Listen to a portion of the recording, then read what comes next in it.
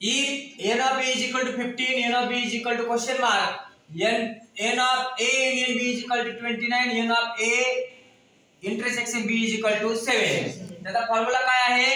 n of a union b is equal to n of a plus n of b minus n of a intersection b.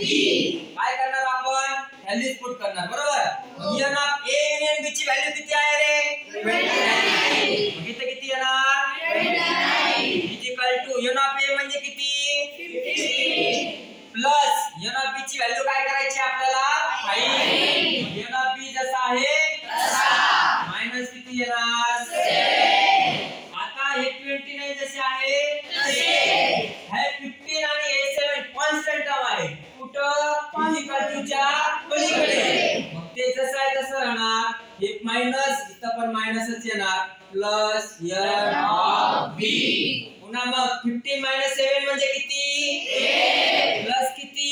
n of b. आता actual आपल्याला कोणाची value find करायची आहे? n of b. मग हा plus 8 is equal to च्या अलीकडे आल्यानंतर काय होईल? -8 is equal to n of b.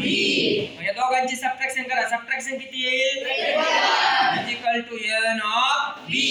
म्हणून बांधू n of b is equal to किती? 1 21. समजलं का? हो.